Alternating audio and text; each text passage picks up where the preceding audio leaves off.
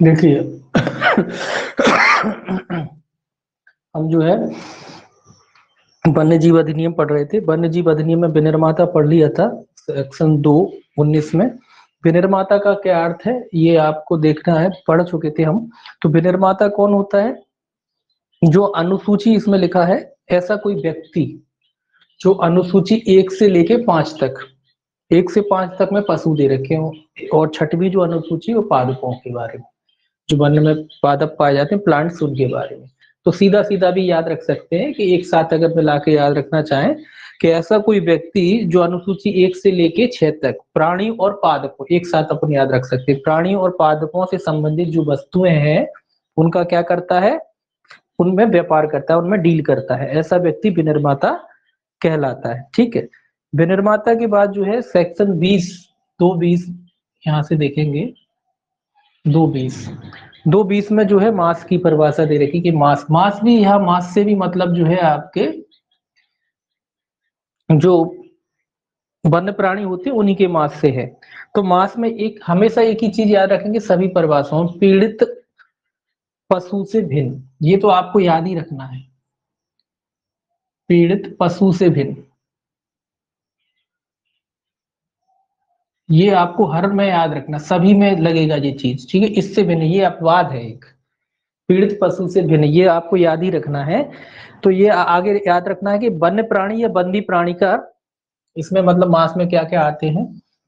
वन्य प्राणी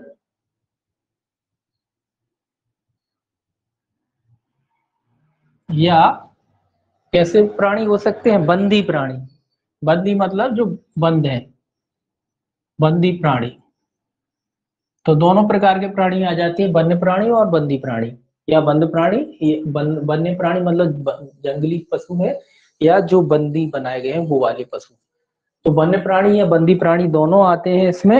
इनके क्या क्या आते हैं, इनका रक्त का, रक्त मतलब ये भी मांस की परिभाषा में आएगा, इनका रक्त अगर किया जाता है इस्तेमाल। इनकी हड्डियां,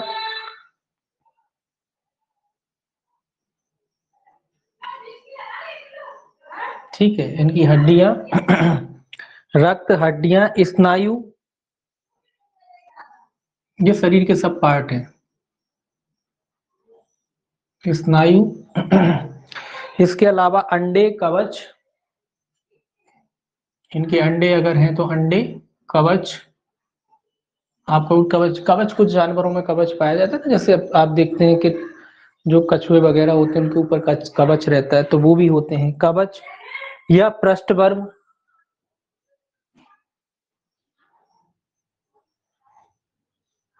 ठीक है, ऊपर, पृष्ठवर्म का मतलब होता है ऊपर का भाग जो होता है पशुओं का, वो। चर्बी, इनकी चर्बी है, ठीक है, चर्बी। मांस, मांस तो है ही, चर्बी, मांस। इसके अलावा इनका जो है खाल, चाहे कच्चे हो या पकाए हुए, खाल, ठीक, चाहे कच्ची हो या कच्चे हो या पकाए हुए, दोनों लिखा है इसमें। मतलब कि वन्य प्राणी के शरीर का कोई भी भाग है, मैं मेन चीज तो ये है, लेकिन फिर भी अपन इसको याद रखना पड़ेगा कि रक्त भी जो है मांस में माना गया है, हड्डियों को भी मांस में माना गया है, स्नायु, अंडे वगैरह, ये सारी चीजों को जो है मांस में माना गया है। इसके अलावा कच्चा मांस हो या पका मांस हो, वो भी मांस की परिभाषा में आता है। ठीक है, कच्चा मांस पकड़ा जाता है तो वो भी है, पका मांस पकड़ा जाता है तो वो भी है, दोनों की दोनों जो है मांस की परिभाषा में आते हैं, चाहे कच्चा हो या कच्चे लिखा है ना, तो चाहे कच्चा हो या पका हो, वो मांस की परिभाषा में आएगा। ठीक है, तो ये याद रखना, वन्य प्राणी या बंदी प्राणी, ये पीड़ित पशु से भिन्न, ये आपको हर परिभाषा में याद रखना है, इससे भिन्न, इनको छोड़ के, है ना, इनसे छोड़ के बाकी जो वन्य प्राणी होते हैं या बंदी प्राणी होते हैं, उनका रक्त है, हड्डियां है, स्नायु, अंडे, कवच, पृष्ठवन, चर्बी, मतलब उनके शरीर का कोई भी पार्ट हो, वो आपका जो है मांस की परिभाषा में आता है, चाहे कच्चा हो या पकाया हुआ हो। ठीक है, दोनों भी दोनों मांस की परिभाषा में आता है, इंपॉर्टेंट है, याद रखना। अब देखने में लगता है कि भाई इसमें क्या है, इसमें कुछ नहीं है, लेकिन फिर भी ये गलत हो जाते हैं लोगों के, ठीक है, इसीलिए याद रखना है। इसके बाद आता है आपका 21A, जी कहता है राष्ट्रीय बोर्ड का, राष्ट्रीय बोर्ड 21 में क्या है, राष्ट्रीय बोर्ड, ठीक। तो राष्ट्रीय बोर्ड काय में है, 21 में है। तो ये तो सिंपल सी परिभाषा, राष्ट्रीय बोर्ड। धारा 5(1) के अधीन गठित राष्ट्रीय वन्य जीव बोर्ड, बस इतना याद रखना है, धारा 5(a), ठीक है, धारा 5(a) के अधीन गठित, के अधीन गठित, बस इतना ही लिखने से काम चल जाएगा। गठित क्या है, राष्ट्रीय वन्य जीव बोर्ड, ठीक है, राष्ट्रीय वन्य जीव बोर्ड। राष्ट्रीय बोर्ड का अर्थ है धारा 5(a) के अधीन गठित राष्ट्रीय वन्य जीव बोर्ड, ये भी लिख लीजिए, राष्ट्रीय वन्य जीव बोर्ड, ठीक है, इस तरीके से आपको लिखना है इसको, ठीक है। धारा 21(a) के अधीन गठित कौन सा है, राष्ट्रीय वन्य जीव बोर्ड जो है इसके अंतर्गत आता है। अब आता है राष्ट्रीय उपवन, एक होते हैं राष्ट्रीय वन्य जीव बोर्ड हो गया, अब आता है 21 में राष्ट्रीय उपवन, सेक्शन 2 का है, 21(a) के बाद सॉरी 20(a) था शायद, मैंने 21(a) कर दिया, 20(a) था, ये 20(a) है, 20(a) है। उसके बाद जो है आपका 21 है, 20 वहां से और 20(a) में है राष्ट्रीय बोर्ड, और 21 में है राष्ट्रीय उपवन, 21 में क्या है, राष्ट्रीय उपवन। अच्छा 21 लिखना है, 21 में है राष्ट्रीय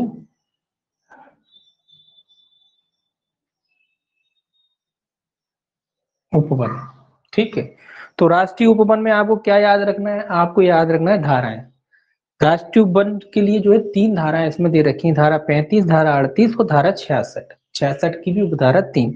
तो सीधा याद रखना है धारा 35, धारा 35, ठीक है, कॉमा लगा के, धारा 38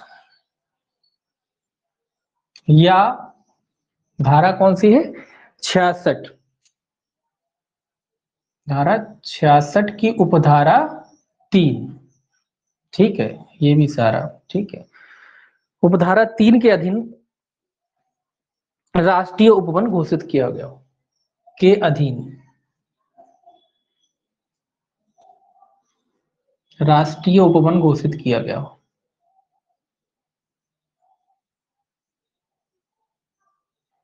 घोषित, सीधा लिख लीजिए क्षेत्र, ठीक है। धारा 35, धारा 38, धारा 66 की उपधारा 3 के अधीन राष्ट्रीय उपवन घोषित क्षेत्र या घोषित किया गया हो, उससे कोई फर्क नहीं पड़ता, आप उनको बस याद रखना 35, 38, 66। तो धारा 35 के अधीन घोषित किया गया हो, या धारा 38 के अधीन घोषित किया गया हो, या धारा 66 की उपधारा 3 के अधीन घोषित किया गया हो, ऐसा क्षेत्र जो है राष्ट्रीय उपवन क्षेत्र जो है कहलाता है, राष्ट्रीय उपवन क्षेत्र। इसमें लिखा है ऐसा क्षेत्र अभिप्रेत जो धारा 35, धारा 38 के अधीन राष्ट्रीय उपवन के रूप में घोषित किया गया, और तो धारा 66 की उपधारा 3 के अधीन राष्ट्रीय उपवन घोषित किया गया समझा जाता है, ठीक है, या समझा जाता है या घोषित किया गया, इसके अधीन समझा जाता है या इसके अधीन घोषित किया गया है, एक ही बात है, उससे कोई फर्क नहीं पड़ता, ठीक है। इनके अधीन घोषित किया गया है, राष्ट्रीय उपवन घोषित किया गया है, तो ऐसा क्षेत्र जो है राष्ट्रीय उपवन कहलाएगा। 21, उसके बाद आता है आपकी परिभाषा 22 में तो अधिसूचना की परिभाषा आप जानते हो, अधिसूचना का अर्थ होता है राजपत्र में प्रकाशित अधिसूचना, ठीक है। 22 में क्या है, अधिसूचना, तो यहाँ तो कुछ लिखने की जरूरत ही नहीं है, ठीक है। अधिसूचना का मतलब होता है जो भी राजपत्र में प्रकाशित की जाती है, नोटिफिकेशन निकाला जाता है, वो सारी अधिसूचना इसमें आती है, ठीक है। 23 में क्या आता है फिर, 23 में आता है अनुज्ञा पत्र। 23 में आता है अनुज्ञा, इसकी परिभाषा इंपॉर्टेंट है, ध्यान में रखना, इसकी परिभाषाएं आपको अच्छे से पढ़ना है। कुछ एक्ट होते हैं जहाँ परिभाषाएं ज्यादा मायने रखती हैं, तो यहाँ भी परिभाषाएं मायने रखती हैं इस एक्ट में भी, ठीक है। इस एक्ट में परिभाषाओं से क्वेश्चन आते हैं और परिभाषा इंपॉर्टेंट है।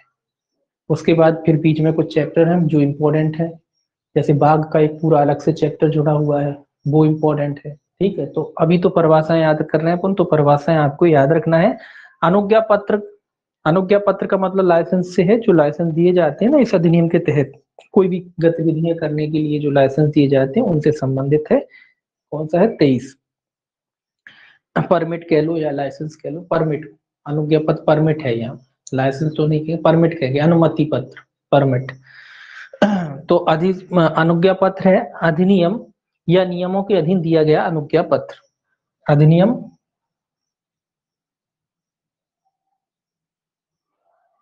या नियमों के अनुसार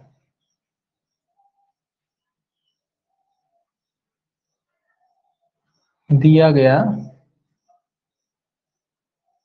अनुज्ञा पत्र,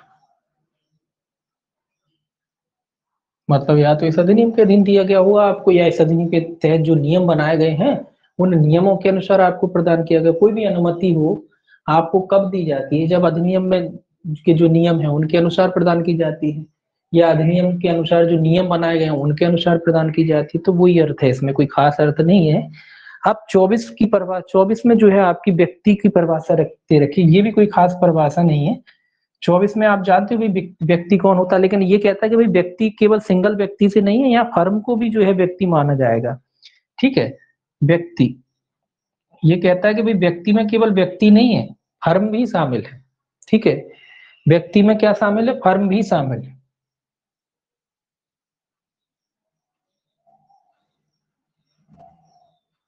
अब आप कहोगे कि व्यक्ति में क्या हम व्यक्ति नहीं है, बिल्कुल व्यक्ति है। तो ये परिभाषा ये थोड़ी ना कह रही कि आप व्यक्ति नहीं है, परिभाषा ये कह रही भाई आप तो हो ही हो, उसमें कोई दिक्कत नहीं है, लेकिन जो फर्म होती है वो भी व्यक्ति है, उनको भी हम व्यक्ति मानेंगे। फर्म मतलब एक समुदाय बड़ा, 4 लोग 10 लोग मिलके हैं, फर्म बना लिए, तो वो सब व्यक्ति ही माने जाएंगे।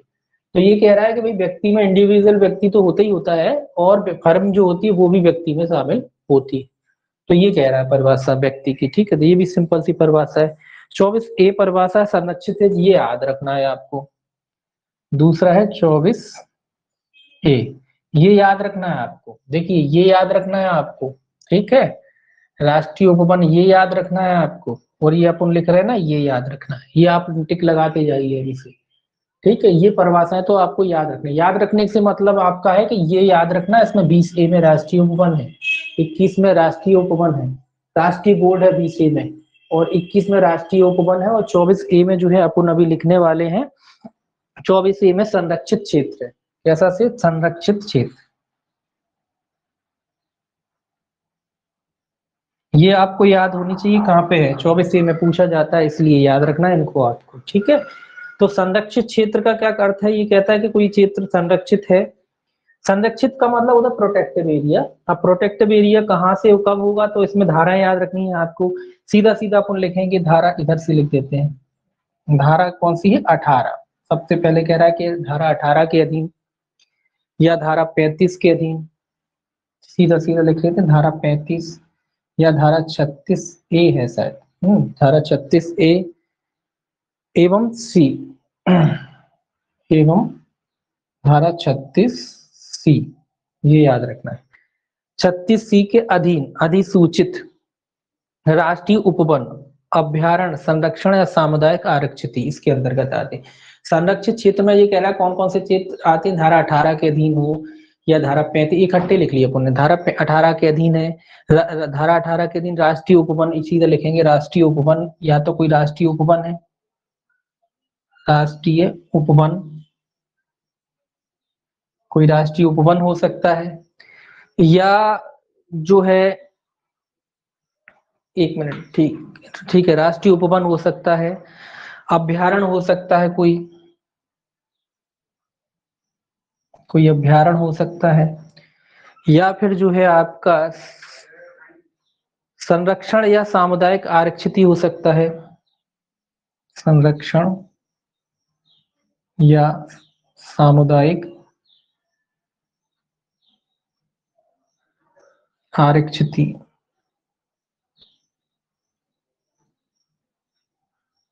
क्षेत्र।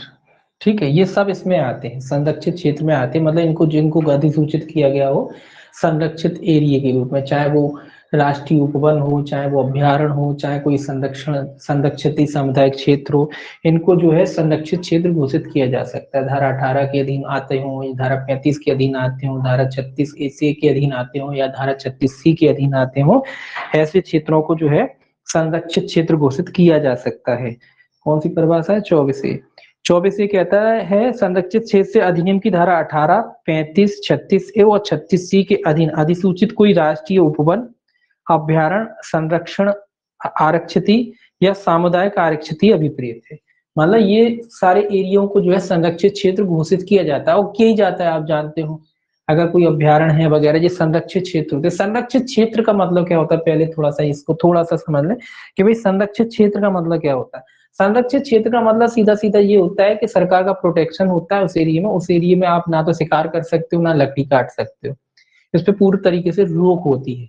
हाँ, कुछ एरिया में जो है आप कर सकते हो और वो भी करते हो तो सरकार की जो है अनुमति से कर सकते हो, कुछ चीजों में छूट रहती है।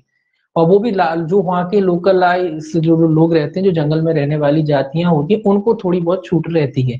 ठीक है, तो संरक्षित क्षेत्र का मतलब ऐसा ही होता है कि वहां पे आप जाके कुछ चीजें नहीं कर सकते बगैर अनुमति के। पहली बात तो कर ही नहीं सकते और अनुमति मिलती भी नहीं। ना शिकार कर सकते हो, ना वहां से कोई चीजों का अपहरण कर सकते, यहाँ तक कि प्लांट से कोई चीजें गिरती हैं तो वो भी आप वहां से जो है नहीं ला सकते। तो ऐसे क्षेत्र जो है संरक्षित क्षेत्र कहलाते हैं। ठीक है, ना ही उसमें आप प्रवेश कर सकते हो बगैर अनुमति के।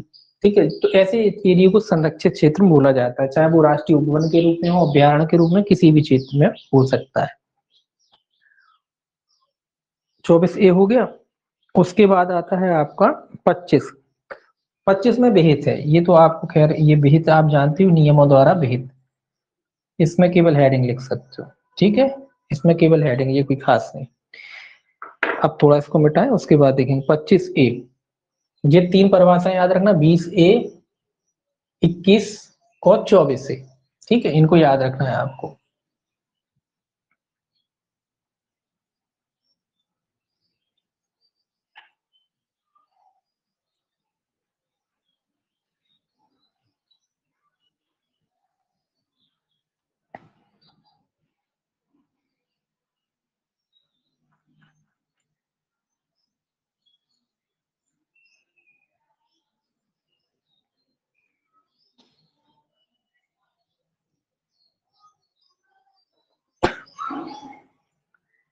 अब 25A सेक्शन 2 में जो है 25A, ये भी इंपॉर्टेंट परिभाषा है, इसको भी याद रखना है आपको। इसमें क्या है, इसमें आपका है मान्यता प्राप्त चिड़ियाघर। ठीक है, जू कहते हैं जिसे, मान्यता प्राप्त चिड़ियाघर।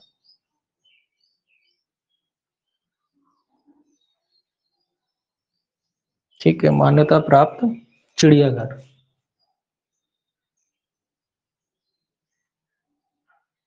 अब नाम चिड़ियाघर होता है, इसका मतलब ये नहीं कि केवल चिड़ियों को बंदी रखा जाए, सभी जानते हैं इसमें सारे पशु जो को जो है बंद बना के रखा जाता है। किस लिए रखा जाता है, लोगों को देखने के लिए रखा जाता है, प्रदर्शन के लिए रखा जाता है, लोग आते हैं देखते हैं, है ना। अब आप कहोगे इनको क्यों बनाया, इनको इसलिए बनाया जाता है ताकि लोगों को नॉलेज हो जंगल में कौन कौन से पशु पाए जाते हैं, कौन कौन से पक्षी पाए जाते हैं। जब लोग बाग जाते हैं देखते हैं तब समझ में आता है कि नहीं इस तरीके के भी जानवर होते हैं, है ना। अब वो तो ये है कि लोग जानते हैं, देखा है, इसीलिए टीवी वगैरह चल गया तो लोग देखने लगे, नहीं तो पहले कैसे जानते थे। तो ये सारी चीज होती थी। ठीक है, चिड़ियाघर वगैरह इसमें लिखा है। तो चिड़ियाघर से अर्थ है धारा 38, एक मिनट कहाँ गया चिड़ियाघर, 25A समांतर 38H है, सेक्शन 38H। ये भी आगे जाके इसको भी याद रखना है 38H। तो ये पूरी परिभाषा याद रखना है, 25A और 38H। 38H याद रखना है, 38H में जो है चिड़ियाघर बताया गया है। ठीक है, 38H के अधीन मान्यता प्राप्त, के अधीन मान्यता प्राप्त, बस इतना सा याद रखना है। तो इसमें मोस्टली आपको ये याद रखना है 38H। 38H में क्या है, चिड़ियाघर है। तो चिड़ियाघर कह लो या मान्यता प्राप्त चिड़ियाघर कह लो। तो भाई चिड़ियाघर या मान्यता प्राप्त चिड़ियाघर क्या होता है, ये कहता है धारा 38 जा के अधीन मान्यता प्राप्त चिड़ियाघर अभिप्रेत है। अब आप कहोगे भाई इसमें तो केवल 38H लिखा है। 38H क्या कहता है, 38H की जब परिभाषा पढ़ोगे आप उसमें समझ में आ जाएगा। चिड़ियाघर मतलब कोई ऐसा स्थान होता है जहाँ बंदी पशुओं को रखा जाता है, बंद बना के लोगों के काय के लिए, देखने के लिए। ठीक है, लोगों को जानकारी देने के लिए, तो ऐसा स्थान चिड़ियाघर कहलाता है। तो 38H जो है ज्यादा इंपॉर्टेंट है, इसको आपको याद रखना है। इसमें मान्यता प्राप्त चिड़ियाघर को परिभाषित किया गया, और परिभाषा में 25A में बताया गया कि चिड़ियाघर क्या होता है। चिड़ियाघर हो गया, उसके बाद आता है आपका कौन सा, 25A के बाद आता है 25B। 25B और है इसमें।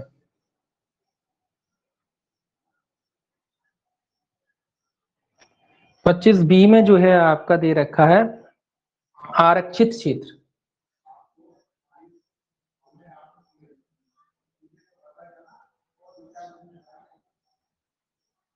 ये भी याद रखना है आपको, आरक्षित क्षेत्र।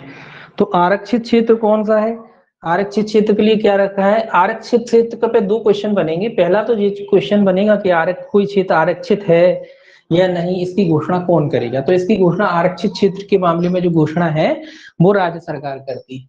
आरक्षित क्षेत्र की घोषणा कौन करता है, राज्य सरकार करती है। ठीक है, ठीक है। तो आरक्षित क्षेत्र की घोषणा कौन करता है, राज्य सरकार। तो याद रखें, राज्य सरकार द्वारा। किसके द्वारा, राज्य सरकार द्वारा, सरकार द्वारा। तो आरक्षित क्षेत्र की घोषणा कौन करेगा, राज्य सरकार द्वारा। ठीक है। भारतीय वन अधिनियम 1972, ये याद रखना है आपको, भारतीय वन अधिनियम 1972। ठीक है, भारतीय वन अधिनियम 1972 की धारा 20 के अधीन घोषित क्षेत्र, की धारा 20 के अधीन घोषित क्षेत्र।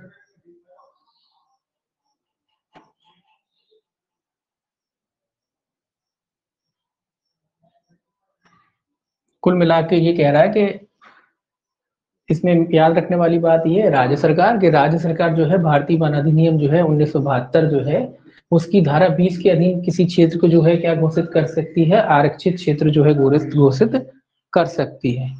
1927 है, एक मिनट, एक मिनट, एक मिनट, 1927 एक 72 कौन सा है, 25 का जो है बी, 1927 है, सही कह रहा हूँ, 1927, 1927, 1927 ही है। 1927 देखिए, इसको 1927 कर लीजिए। राज्य सरकार द्वारा भारतीय वन अधिनियम 1927 की धारा 20। एक मिनट,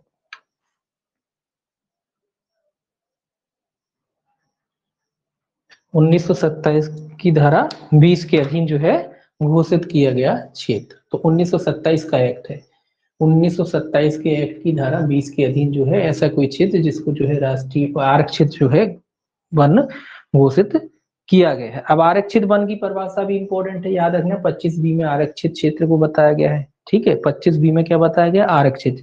घोषणा कौन करती है आरक्षित क्षेत्र की, राज्य सरकार घोषणा करती है कि भाई आरक्षित क्षेत्र हो गया है। ठीक है, आरक्षित क्षेत्र के बाद आ जाता है आपका 25 के बाद आएगी 26 अभ्यारण्य। 25 के बाद आता है आपका 26 अभ्यारण्य। देखिए 26, ये क्या है, अभ्यारण्य।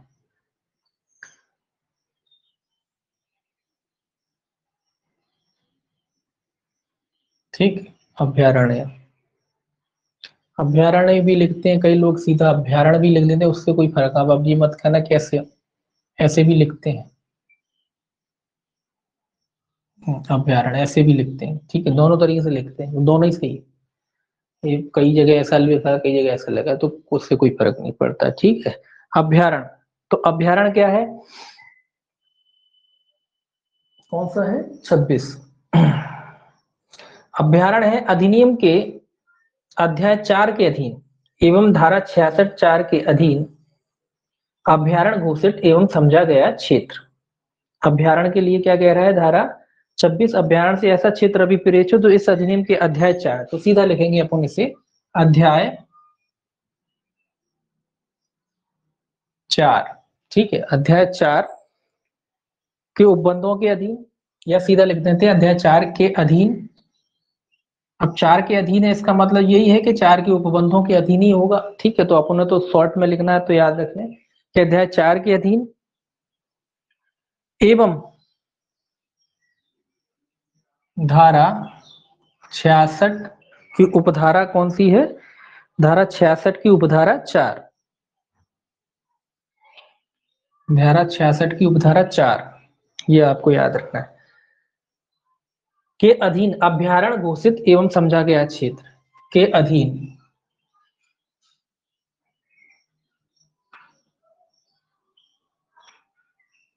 अभ्यारण्य घोषित या समझा गया क्षेत्र।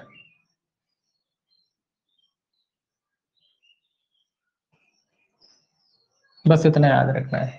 अभ्यारण्य कौन सा क्षेत्र जो या चैप्टर 4 आएगा उसके अधीन जो है घोषित किया जाता है, यह धारा 66 की उपधारा 4 के अधीन अभ्यारण्य के रूप में जो है घोषित किया जाता है। ऐसा क्षेत्र जो है अभ्यारण्य जो है कहलाता है। ठीक है, अभ्यारण्य ये अपन आगे पढ़ेंगे फिर भाई अभ्यारण्य क्या होते हैं, राष्ट्रीय उद्यान क्या होते हैं, है ना। अभ्यारण्य जो है लोकल स्टेट वाइज होते हैं, जैसे अपने मध्य प्रदेश में है कई अभ्यारण्य, तो वो राज्य ही सरकार घोषित करती है अभ्यारण्यों को, है ना, तो वो अभ्यारण्य में आते हैं, तो याद रखेंगे। फिर अपन जब अभ्यारण्य पढ़ेंगे 14 में तो उसमें क्लियर हो जाएगा। और तो अभ्यारण्य में भी आपको याद रखना है, तो ये भी परिभाषा याद रखना है, 226 में अभ्यारण्य बताया गया है। अभ्यारण्य जो है अध्याय 4 के अधीन घोषित क्षेत्र होता है और धारा 66 की उपधारा 4 के अधीन घोषित क्षेत्र को अभ्यारण्य कहते हैं। दो ही चीजें याद, दो ही फैक्ट याद रखना, चैप्टर 4 और धारा 66 की उपधारा 4, बस ये दो चीजें याद रखना है। अभ्यारण्य हो जाता है, उसके बाद आता है 27 विनिर्दिष्ट पादप। ये भी इंपॉर्टेंट है, इसमें पूछा जाता है। 27 में विनिर्दिष्ट पादप,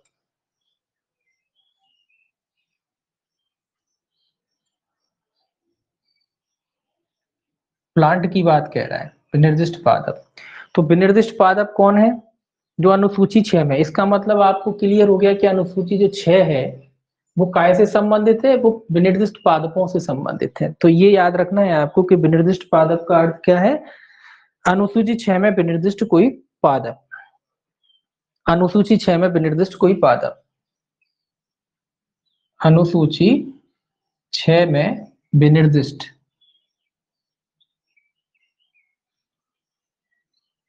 कोई पादप, यानी कि अनुसूची 6 आपकी प्लांट से संबंधित है। वन के पौधे होते हैं, वन में जो प्लांट्स पाए जाते हैं उनसे संबंधित दो चीजें इससे आपकी क्लियर हो गई।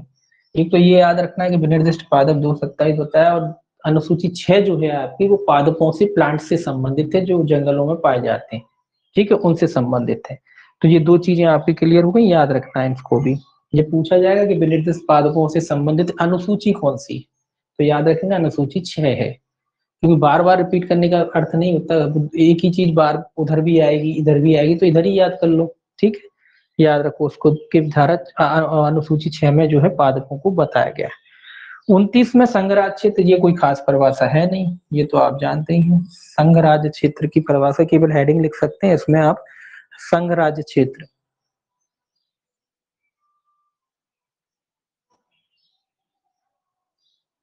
इसमें केवल हेडिंग लिख लीजिए। संघराज क्षेत्र आप जानते हैं, संघराज क्षेत्र की कोई खास परिभाषा है नहीं, इसमें कोई आपको याद करने की भी जो है आवश्यकता नहीं है संघराज क्षेत्र के मामले में। बिना आप 28 का नहीं लिखा, 28 खत्म हो चुका है, ठीक है। 29 में संघराज क्षेत्र है, 29 में संघराज क्षेत्र है। तो संघराज क्षेत्र आप जानती हैं उस राज्य क्षेत्र का अभिप्राय जो संविधान का इसमें लिखा 239 के अधीन नियुक्त प्रशासक वगैरह ये सब आते हैं, तो ये कोई खास नहीं, इसको छोड़िए। 29 के बाद आता है आपका 30,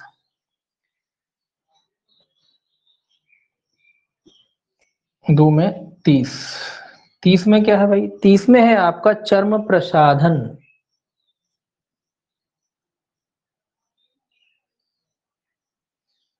ठीक है, 3 में चर्म प्रसाधन की परिभाषा है आपकी कि चर्म प्रसाधन कौन से।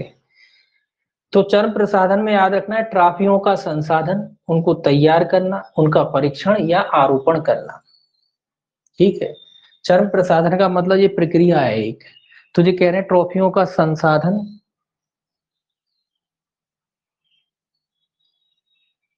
ट्रॉफियों का संसाधन, जो ट्रॉफी वगैरह बनाई जाती है ना उनके बारे में कह रहा है। ट्रॉफियों का संसाधन, उनको तैयार करना, उनको तैयार करना। इसके अलावा क्या करना है? या उनका परिरक्षण या आरोपण करना, या उनका परिरक्षण। अब ये हिंदी शब्द है इसीलिए लग रहा होगा, परिरक्षण या आरोपण करना।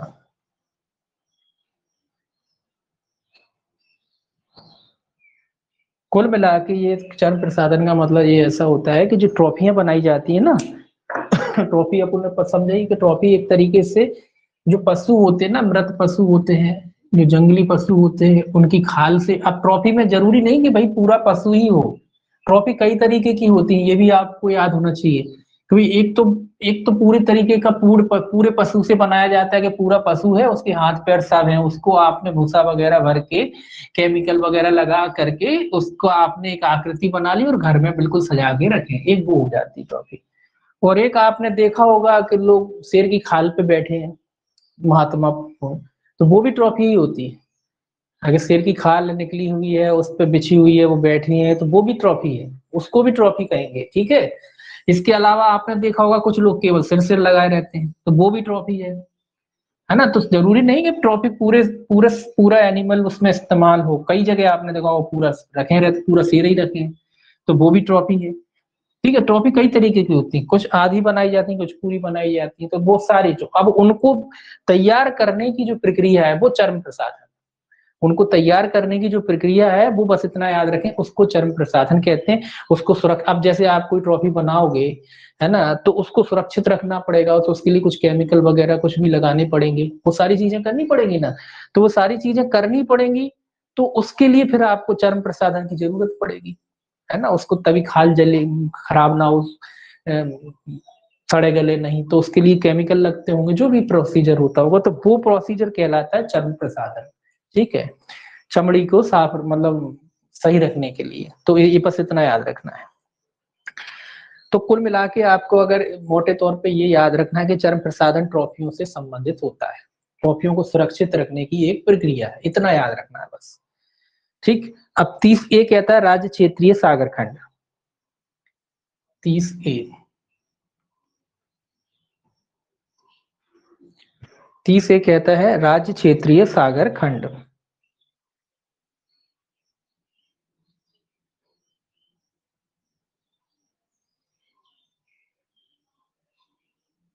एक क्षेत्रीय, गड़बड़ हो गई।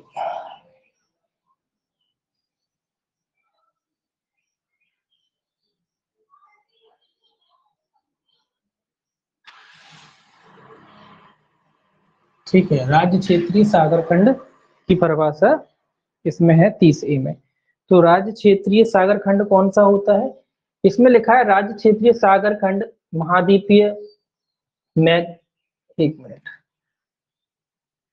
राज्य क्षेत्रीय सागर खंड का अर्थ है राज्य क्षेत्रीय सागर खंड महाद्वीपीय मग्न तट भूमि, मग्न तट आर्थिक क्षेत्र और अन्य सामुद्रिक क्षेत्र अधिनियम 1976 की धारा 3 में। तो सिंपल सा लिखा है राज्य क्षेत्रीय, जो एक एक्ट है उसमें उसके अनुसार लिखा है राज्य क्षेत्रीय सागर खंड। हालांकि ये कोई परिभाषा खास नहीं है, राज्य क्षेत्रीय सागर खंड।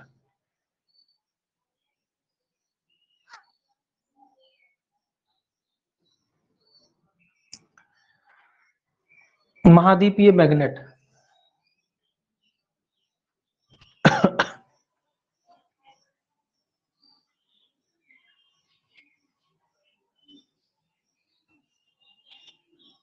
ये तो जैसे कि तैसा याद करना, महाद्वीपीय मैग्नेट भूमि,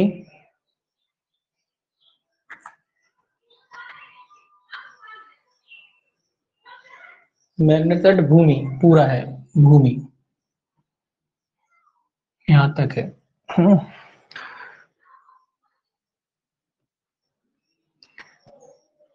अनन्य आर्थिक क्षेत्र, सीधा लिख लीजिए, अन्य आर्थिक क्षेत्र, आर्थिक क्षेत्र। ठीक। और अन्य सामुद्रिक क्षेत्र, सामुद्रिक,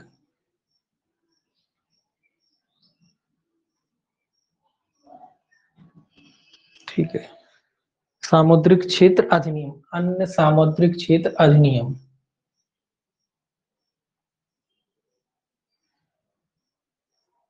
की धारा 3 में विहित, की धारा 3 में विहित। अब आप कहोगे भाई इसको क्यों शामिल कर लिया, ये वाले क्षेत्र का जब अपन वन्य जीव पढ़ रहे हैं उसमें क्या मतलब है इसके, सागर क्षेत्र और ये वो। सागर क्षेत्र इसलिए इसमें परिभाषा जोड़ी गई है कि कई सागर क्षेत्र हैं जिनके जो जैसे जो सागर खंड होते हैं या सागर क्षेत्र में आते हैं, वहां पे जो उस एरिया को जो है आपका जो वन्य जीव को कौन सा क्या कहते हैं, आरक्षित वन्य या क्या कह लीजिए अभ्यारण्य वगैरह ये घोषित किया जाता है, तो उसमें आते हैं वो क्षेत्र। ठीक है, उसमें वो पूरा जो सागर खंड वाला एरिया भी आता है, सागर आता है, झीलें आती है, तो इस वजह से इसको जो है इस परिभाषा को उसमें जो है शामिल किया गया है। एक आपकी शायद पश्चिम बंगाल में है, मेरे ध्यान नहीं आ रहा है, वो आपका उसमें काफी पानी भर जाता है, जहाँ मैं मुझे ध्यान नहीं आ रहा उसका नाम, काफी फेमस है वो आपका अभ्यारण्य, जहाँ शेर पाए जाते हैं, टाइगर पाए जाते हैं। उसमें पूरा सागर खंड है, उसमें पानी चढ़ जाता है कुछ टाइम के बाद, है ना, उसमें पेड़ पौधे भी पाए जाते हैं, तो उस वो पूरा आपका जो है उसमें आधे से ज्यादा सागर है। शायद नाम ध्यान नहीं आ रहा है, कोई नाम याद हो किस, हाँ सुंदरबन, बिल्कुल सुंदरबन, सुंदरबन है बिल्कुल, बहुत फेमस जगह है सुंदरबन, उसमें समुद्रिक है पूरा की पूरा। उसमें आप जाओगे आदि में समुद्र है, वही भर जाता है, चढ़ चढ़ समुद्र आप जानते हो समुद्र चढ़ता है, जैसे जब समुद्र चढ़ता है तो वो पूरा डूब जाता है, उसके बाद फिर समतल हो जाता है। तो ऐसा एरिया जो है, ऐसे एरिया भी भारत में पाए जाते हैं, ऐसे भारत में भी जो है ऐसे अभ्यारण्य भी पाए जाते हैं, इसीलिए ये परिभाषा उसमें शामिल की गई। सुंदरबन काफी फेमस जगह है, वो बहुत, इस पे शायद एक मूवी भी बनी हुई है, आपने देखी हो। ठीक है, तो सुंदरबन जो है काफी फेमस जगह है। तो ये सुंदरबन जैसे ही क्षेत्रों के लिए जो परिभाषा को जोड़ा गया है। 2:30 के बाद आ जाते हैं 31। 31 देखिए ट्रॉफी, जो अपन बार बार ट्रॉफी ट्रॉफी कर रहे थे, अब ये ट्रॉफी जरूरी है समझना कि भाई ट्रॉफी कौन सी होता है। तो पीड़क जंतु से भिन्न, यहाँ भी वही परिभाषा में ट्रॉफी, पहले तो ट्रॉफी लिख लें, ट्रॉफी। अब ट्रॉफी में एक चीज वही छोड़ना है, पीड़क जंतु से भिन्न, जंतु से भिन्न, इनके लिए छूट है, पीड़क जंतु के लिए इनकी बनाई जा सकती है। ठीक है, तो पीड़क जंतु से भिन्न इनको छोड़ के ये कह रहा है पूरा बंदी प्राणी, पूरा मतलब पूरे प्राणी की बनाया हो, पूरा बंदी या वन्य प्राणी, या बंदी या वन्य प्राणी, मतलब या तो आपने पूरे के पूरे प्राणी की, पूरा मतलब पूरा पूरा कंप्लीट है। ठीक है, पूरा बंदी प्राणी या वन्य प्राणी दोनों आते हैं। ठीक है, या उसका कोई भाग, या उसका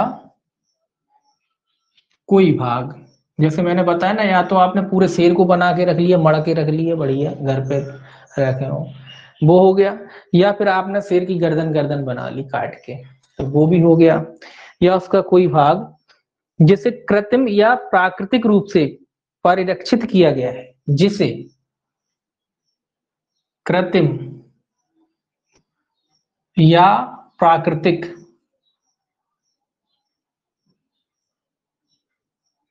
रूप से क्या किया गया है, परिरक्षित। अब आप परिरक्षित लिखा सीधा लिख लो सुरक्षित, ऐसे तो फिर नॉर्मल भाषा हो जाती है ना।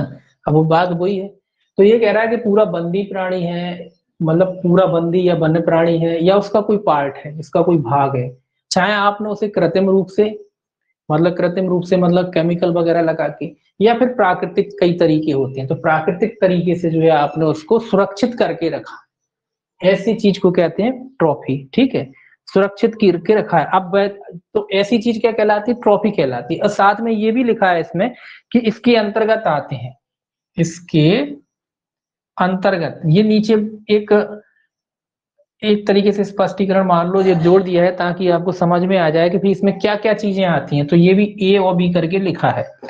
तो ए कहता है प्राणी चर्म, यानी प्राणी चर्म मतलब उसकी खाल, प्राणी की खाल, प्राणी चर्म, उसकी स्किन, स्किन जैसे शेर की स्किन बिकती है ना वो।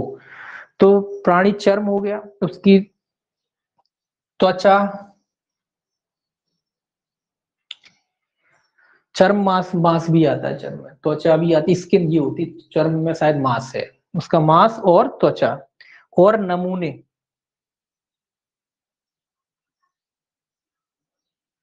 नमूने, अब आप कहोगे नमूने का मतलब क्या है? नमूने को कोई एकदम, नमूने मतलब जो बना लिए जाते हैं ना, उसकी नमूने बनाए जाते हैं, जैसे उसमें घुस भर के बना लिए, वो है, उस वो नमूनों से है। तो नमूने जो पूर्णतः या भागते मरे गए हैं, जो पूर्णतः या भागते क्या गए, क्या करे गए, मरे गए हैं। तो ये आता है पूर्ण रूप से बनाए गए हो या आंशिक रूप से बनाया गया, मतलब पूरी तरीके से या आधे तरीके से, जरूरी नहीं है, मतलब बना रहे थे बीच में पकड़ के तो भी आएगा, दोनों आएगा, पूर्णतः बना लिए हुए या आधे अधूरे बनाए वो भी इसमें जो है ट्रॉफी की परिभाषा में आते। ये तो सिंपल हो गया।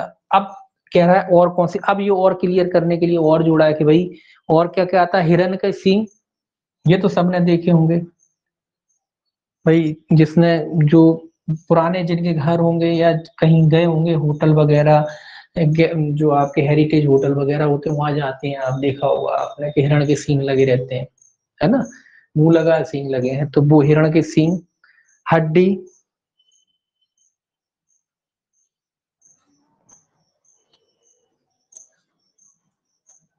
हम्म,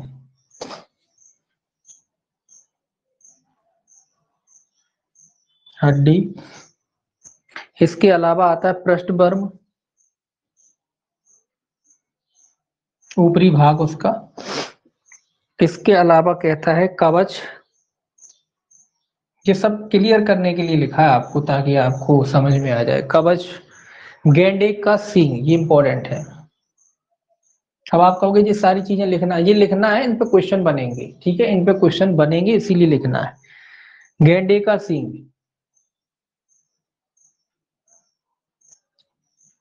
इसकी भी बहुत कीमत होती है, सींग होता है गेंडे का सींग, ठीक। गेंडे का सींग जो होता है वो काफी महंगा बिकता है, वो भी महंगा बिकता है, उसके लिए भी गेंडे का शिकार किया जाता है, गेंडा हाथी जिसको अपन कहते हैं, उसका सींग भी जो है काफी महंगा बिकता है। जैसे हाथी का सींग बिकता है वैसे गेंडे हाथी का भी सींग अलग से बिकता है। बाल, पंख, नाखून, ये भी आते हैं, बाल, पंख, नाखून, ठीक है। तो जो वन्य प्राणी हैं उनके पंख भी बिकते हैं, बाल भी बिकते हैं, कुछ प्राणी ऐसे होते हैं जिनके पंख नॉर्मली आप बेच सकते हो लेकिन कुछ ऐसे नहीं बेच सकते, ठीक है। तो कुछ देखिए, कुछ प्राणी ऐसे होते हैं जो अपने पंख ऑटोमेटिक गिरा देते हैं, तो वो एक अलग बात है, उसको सरकार छूट देती है कि कभी बेच लो। लेकिन कुछ ऐसे तो नहीं गिराते, तब उनको आप मारोगे, उनके पंख निकालोगे तो वो एक अलग चीज हो जाती है, ठीक है ना। तो इसके लिए लिखा है उनके दांत, दांत के अलावा हाथी दांत, ये सब आते हैं, हाथी दांत आते हैं। कस्तूरी, कस्तूरी सुना ही होगा आपने, हिरण के पाया जाता है, ठीक है। कस्तूरी जो है हिरण की टुंडी, नाभि कहते हैं जिसे, नाभि में पाया जाता है, नाभि में पाया जाता है। और ये कस्तूरी जो होता है ना, इसमें काफी तीव्र सुगंध होती है, और ये उसकी नाभि ही होती है, एक तरीके से उसकी नाभि होती है। और ये आप कहो कि कस्तूरी अपने आप नहीं निकलती, इसके लिए भी हिरण को मारना पड़ता है तब जाके कस्तूरी निकलती है, ठीक है, इसके लिए भी हिरण को मारना पड़ता है। केसर, केसर अलग चीज होती है भैया, कस्तूरी अलग चीज होती है, केसर कस्तूरी में अंतर होता है, केसर पेड़ पे लगती है, कस्तूरी पेड़ में नहीं होती, कस्तूरी पेड़ में नहीं होती, ठीक है, केसर पेड़ में होती है, कस्तूरी पेड़ में नहीं होती। केसर तो आप जानते हो कश्मीर में होता है, उसका एक प्लांट होता है, केसर का पौधा होता है, उस पौधे पे केसर लगती है, 4 या 5 फिलामेंट होते हैं, वो केसर बनता है उससे। लेकिन कस्तूरी जो है केसर नहीं होती, कई लोग कस्तूरी को केसर समझते हैं, केसर और कस्तूरी अलग अलग होता है, ठीक है। ये कस्तूरी को आप शायद यूट्यूब पे वीडियो सर्च करो तो नकली वीडियो आपको मिल जाएंगे, कस्तूरी बहुत दुर्लभ होती है। हाँ, लोग बाग इसके लाखों रुपए ले लेते हैं कस्तूरी के, आपको ये पता होना चाहिए, इतनी महंगी बिकती है, लोग कहते हैं ओरिजिनल है, नकली बना देते हैं। कस्तूरी एक तरीके से इतना एक गोला सा निकलता है, उसमें सूखी कुल मिला के ये कह लो कि उसकी नाभि होती है, उसके नाभि के अंदर इतना बड़ा एक गोला सा रहता है, उस गोले के अंदर उसका रक्त रहता है जो जम जाता है, और उसके रक्त में जो होता है, जो पाउडर सा निकलता है, उसमें रहती है तीव्र सुगंध। हमने तो खैर सुनी नहीं आज तक, क्योंकि ये बहुत ही ज्यादा दुर्लभ है और ये लाखों की बिकती है, थोड़ी बहुत महंगी नहीं बिकती, लाखों रुपए में बिकती है, और कई लोग इसको उल्लू बना के बेचते हैं। और इसकी सुगंध बताते हैं इतनी ज्यादा तीव्र होती है कि इतनी सी इससे बहुत ज्यादा तीव्र सुगंध आती है, इतनी तीव्र सुगंध आती है कि आप उस बेचैन हो जाओगे, इतनी तीव्र सुगंध आती है उसकी, है ना। तो उसका कस्तूरी होती है अंडे, घोंसले, और ये हिरन से पाई जाती है, और हर हिरन में नहीं पाई जाती, केवल कस्तूरी मृग होता है जिसको कस्तूरी हिरन कहते हैं, केवल उसमें पाई जाती, हर हिरन में पाई जाती होती तो भी सस्ती होती, लेकिन ये हर हिरन में नहीं पाई जाती, केवल कस्तूरी मृग होता है, केवल उसी में पाई जाती है, ठीक है। तो ये काफी महंगी होती है, इसीलिए इसको इसमें शामिल किया गया है कस्तूरी। कस्तूरी अंडे, घोंसले और मधुमक्खी का छत्ता, अंडे, घोंसले, और याद रखना मधुमक्खी का छत्ता भी है।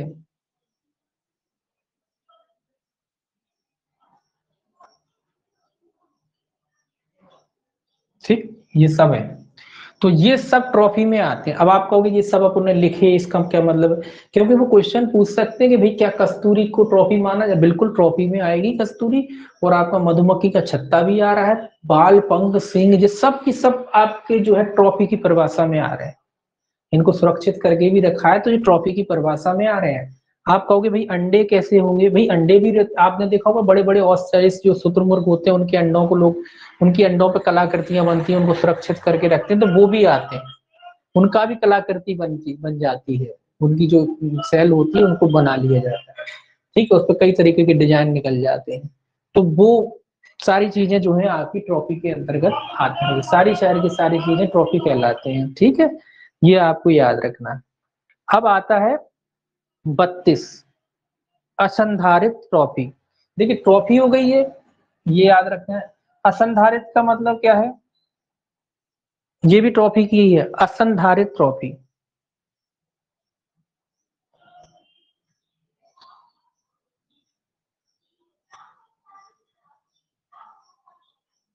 ठीक है, असंधारित ट्रॉफी नीचे दे रखा है, इसमें भी वही याद रखना, पीड़क जंतु से भिन्न, वो तो जोड़ नहीं है, पीड़क जंतु से भिन्न, ठीक है, तो वो एक परिभाषा आपको जोड़नी है। असंधारित ट्रॉफी में भी लिखा है पूरा बंदी प्राणी या वन प्राणी या उसका कोई भाग। अब आप कहोगे भाई इसमें और इसमें अंतर, ये अधूरी है, ये भी काम हुआ नहीं है, बनाने वाले थे उसको, ये पूरी प्रोसेस नहीं हो पाई, तो इसमें केवल मैं आधा लिख रहा हूँ, आप पूरा कंप्लीट करना, ऊपर लिखना कि यही वाला पीड़क जंतु से भिन्न, ठीक है, इसमें पूरी हेडिंग लिखना, यही पूरा बंदी प्राणी या वन्य प्राणी, उसके आगे फिर आप लिखना या उसका कोई भाग, जिस पर, मैं सीधा यहां से लिख रहा हूं, जिस पर क्या है, चर्म प्रसाधन की प्रक्रिया नहीं हुई है, चर्म प्रसाधन की प्रक्रिया नहीं हुई है, वही मतलब बिल्कुल तैयार हो रहा था माल, मतलब एक तरीके से जो कह लो प्राइमरी स्टेज में था, कंपनी में माल बनने गया था और अभी बन नहीं पाया, केवल रॉ मटेरियल बना था और माल अभी तैयार नहीं हो पाया, उस पर जो केमिकल वगैरह लगना था कुछ लगा नहीं, बल्कि तैयार हो, वो वाली प्रक्रिया है, वो वाली स्टेज है, नहीं हुआ है। इसके अंतर्गत ताजा मारा गया वन्य प्राणी, इसके अंतर्गत कौन आते हैं, ताजा मारा गया, ताजा मारा गया वन्य प्राणी, मतलब ये वन्य प्राणी ताजा मरा ही मरा है, अभी पूरी प्रक्रिया हुई नहीं, मार के लाए थे कि पकड़ गए, ठीक है, ताजा मारा गया वन्य प्राणी, कच्चा अंबर, कस्तूरी और अन्य प्राणी उत्पाद भी आते हैं, कच्चा अंबर,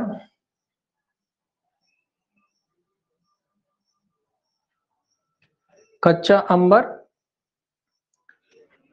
कस्तूरी और अन्य प्राणी,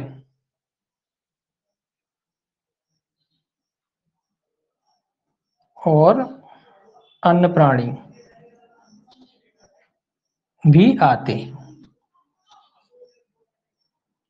कुल मिला के ये उसी का रूप है, बस ये समझ लीजिए कि आधा अधूरा रूप है, अभी बना नहीं है, कंप्लीट नहीं हो पाया, ठीक है, कंप्लीट नहीं हो पाया है, आधा अधूरा रूप है, मतलब पशु मार के लाए थे, ताजा ताजा अभी मारा था, अब मारते होंगे, उसके आगे जो प्रोसेस होती होगी वो प्रोसेस करते होंगे, तो प्रोसेस अभी कंप्लीट हो नहीं पाई थी, तो असंधादित क्या कहते हैं इसे, असंधादित ट्रॉफी कहते हैं।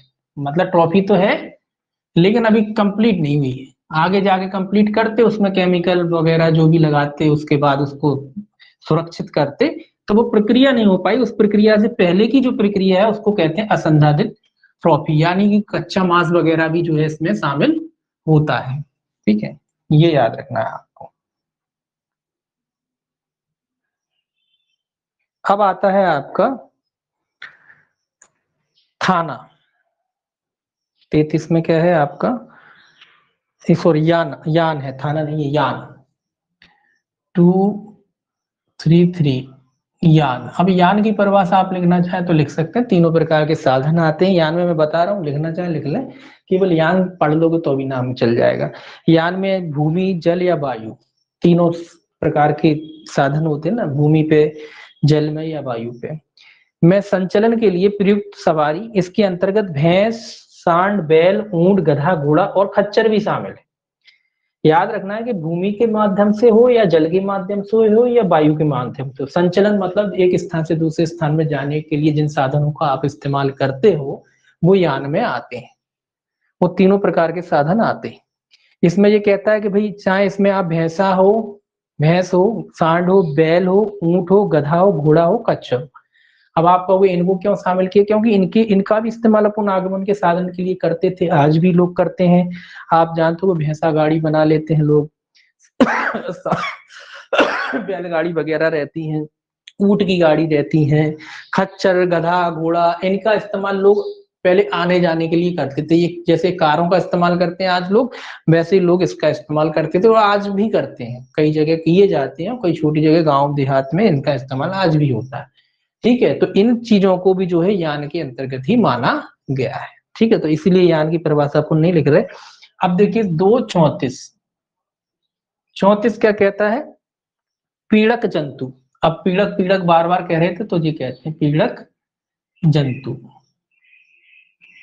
ये याद है। अब देखो नाम से ही वैसे क्लियर है पीड़क जंतु के, पीड़क जंतु का मतलब जो पीड़ा में है। पीड़क जंतु लिखा है अनुसूची 5 में विनिर्दिष्ट वन्य प्राणी अभिप्रेत है। पीड़क जंतु ये कह रहा है, इसमें याद रखना, अनुसूची 5 में विनिर्दिष्ट, विनिर्दिष्ट पशु जंतु लिख लीजिए, जंतु अभिप्रेत या प्राणी लिख लीजिए, एक ही बात है। ठीक है, और बस आपको याद रखना कि इससे एक बात क्लियर होगी कि पीड़क जंतु कौन है, जो सेक्शन अनुसूची जो 5 है आपकी वो पीड़क जंतु से संबंधित है। अनुसूची 6 याद हो गई होगी, 6 कैसे थी, प्लांट से, पादपों से, और अनुसूची 5 कैसे संबंधित है, पीड़क जंतु से। ठीक है, अब आप कहोगे अनुसूची 1 से 4, 1 से 4 जो है आपके जो है वन्य प्राणियों से संबंधित है, वो उसमें भी आएगा, अपन आगे पढ़ेंगे, तो वो वन्य प्राणियों से संबंधित है, जो वन्य से, जो प्रकृति से ही वन्य होते हैं, जो नेचुरल तौर से जो है जंगल में ही निवास करते हैं, ऐसे प्राणियों से संबंधित है। ठीक है, 1 से 4 तक की जो अनुसूचियां हैं वो आपकी वन्य प्राणियों से संबंधित है, जो नेचुरल रूप से वन में ही पाए जाते हैं, वहीं रहते हैं, और ये पीड़क जंतुओं से संबंधित हो गई। और लास्ट जो अनुसूची है आपकी वो पादपों से संबंधित हो गई। तो पूरी की पूरी 6 अनुसूची याद हुई आपको, इस तरीके से याद रखना है। तो पीड़क जंतु का अर्थ है जो अनुसूची 5 में विनिर्दिष्ट वन्य प्राणी अभिप्रेत है, वन्य प्राणी। ठीक है, अनुसूची 5 में विनिर्दिष्ट जंतु लिख दिया मैंने, उसको पूरा कर सकते हैं, या आप वन्य प्राणी लिख सकते हैं, वन्य प्राणी अभिप्रेत है। ठीक, तो इसको कम सही कर सकते हैं, लिखना चाहें तो ठीक लिख लो, नहीं तो अपने तो ये याद रखना। ठीक है, अनुसूची 5 में विनिर्दिष्ट, बस इतना ही लिख सकते हैं। ठीक है, अनुसूची 5 में विनिर्दिष्ट, इतना लिख लो, याद रहेगा। और पीड़क जंतु कौन होता है भाई, पीड़क जंतु होता है ऐसा जंतु जिसको कोई पीड़ा होती है, जिसको कोई घाव पहुंचा दिया जाता है, कोई चोट पहुंचा दी जाती है, ऐसा जंतु जो है पीड़क कहलाता है। जिसका शिकार करने गए थे आप, उसको मार दिया, आपने चोट पहुंचा दी, मर गया है, या उसको चोट लग गई, घायल हो जाता है ना कई बार, बहुत सारे जंतु पीड़क जंतु की परिभाषा में आते हैं, लेकिन वन्य वाले। ठीक, अब देखिए 35, अब आप कहोगे कि भाई 35 आयुध की परिभाषा दे रखी है, भाई आयुध की भी दे रखी है इसमें, तो 35 में आयुध की परिभाषा दे रखी है। अब आप कहोगे भाई आयुध की परिभाषा की भी जरूरत, बिल्कुल जरूरत है, यहाँ थोड़ा सा अंतर है आयुध की परिभाषा में, आपके आयुध अधिनियम से थोड़ी सी अलग है।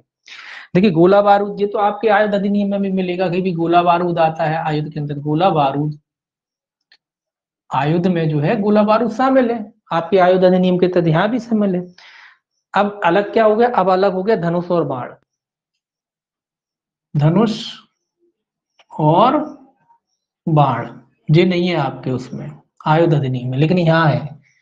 मतलब जो वाइल्ड लाइफ के अधीन धनुष बाण को भी आयुध माना गया है, याद रखें धनुष बाण ये भी आयुध है आपका। ठीक है, विस्फोटक तो आप जानते ही हैं वो भी है, विस्फोटक,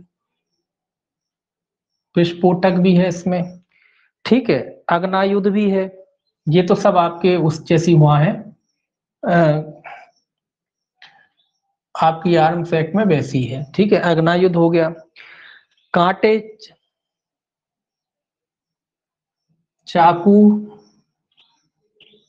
ठीक है, कांटे, चाकू, जाल जो बिछाने जाया जाता है, जाल, फंदे, ये सब की सब जो है आयुध की परिभाषा में आते हैं। फंदे, इसके अलावा विष, मतलब जो पॉइजन दिया जाता है वो भी आता है, विष, है ना। इसके अलावा तथा अन्य उपकरण या साधन, सीधा लिख देता हूं, तथा अन्य उपकरण या साधन। अब कौन से अन्य उपकरण और साधन, जिनसे किसी प्राणी को पकड़ा जाता है या संवेदना विहीन यानी उनको बेहोश किया जाता है। साधन जिनसे किसी, जिनसे किसी प्राणी को पकड़ा जाता है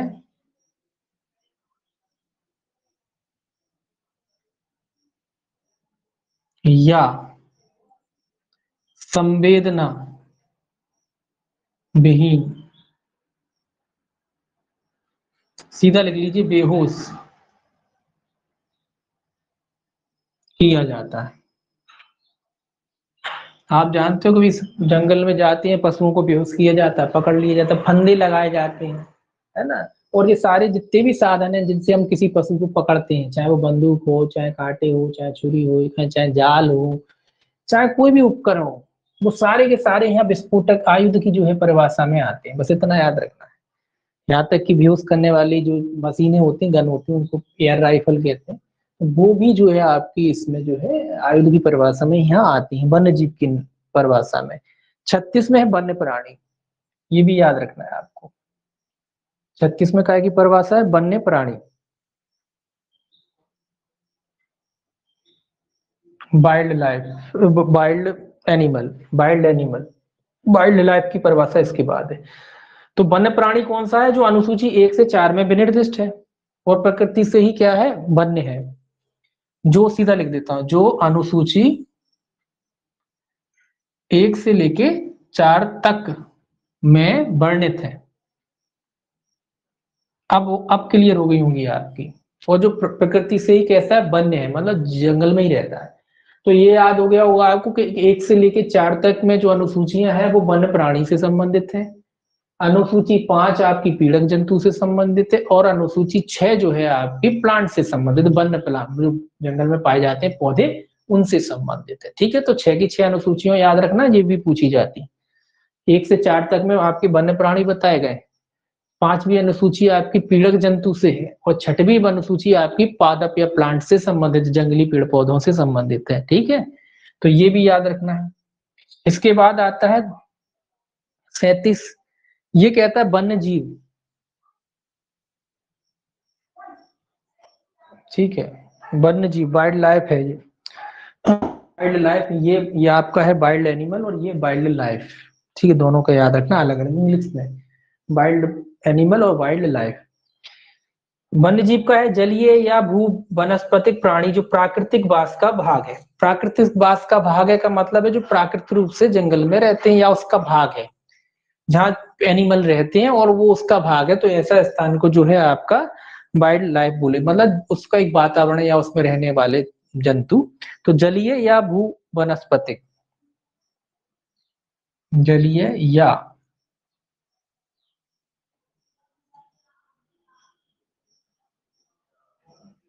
जलीय या भूवनस्पतिक प्राणी जो प्राकृतिक वास का भाग है।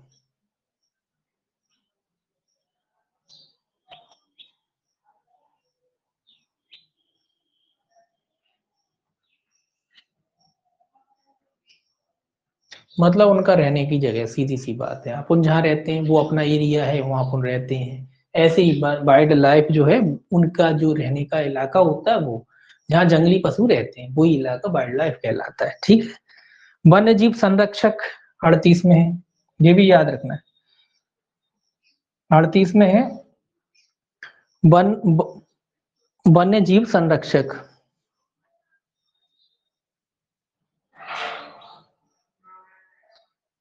एक या दो परिभाषा और है, ज्यादा नहीं है। ठीक है, वन्य जीव संरक्षक की परिभाषा है। तो इसमें सीधा सीधा याद रखना है आपको, वन्य जीव संरक्षक की परिभाषा है धारा 4 की उपधारा 1 और उपधारा 1 का दूसरा क्रम, धारा 4 की उपधारा 1 का बी या बा के अधीन उस रूप में नियुक्त व्यक्ति, के अधीन नियुक्त, के अधीन